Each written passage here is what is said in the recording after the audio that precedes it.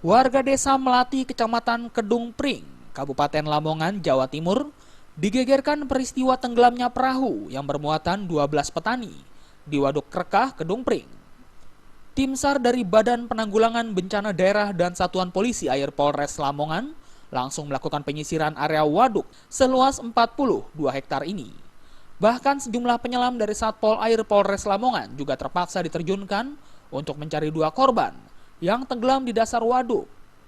Menurut warga, peristiwa naas ini terjadi saat ke-12 petani yang merupakan warga desa Jati Drojok, Kedung Pring tersebut hendak memanen tanaman jagung di seberang waduk Krekah dengan menaiki perahu.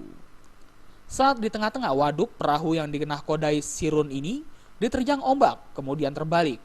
10 korban berhasil ditolong perahu pencari ikan karena mereka berhasil memegang perahu yang terbalik. Pak, tadi korbannya sempat berenang atau gimana yang jenengan tolong tadi, Pak? Ya, berenang itu kan naiki perahu ke dalam. Perahunya sudah kebalik gitu ya, Pak? Ya, terus dinaiki. Gitu. Ya. Jadi terus saya kan lihat itu kan dekat tuh, terus saya turun. Langsung spontan nolong gitu.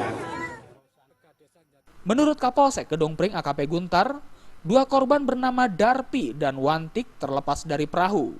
Diduga korban tenggelam di dalam waduk dan hingga Senin malam kedua korban belum juga ditemukan. Desa Jati Drojok sebanyak 12 orang menaiki perahu di waduk Krekah untuk memanen jagungnya di sebelah waduk.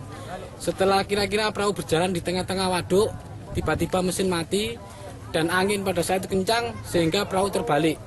Nah, dari 12 orang ini yang selamat 10 orang, yang 2 orang sampai sekarang belum ditemukan. Dan korban adalah seorang perempuan. Dan diperkirakan dugaan akibat perahu terbalik adalah tiupan angin yang sangat kencang.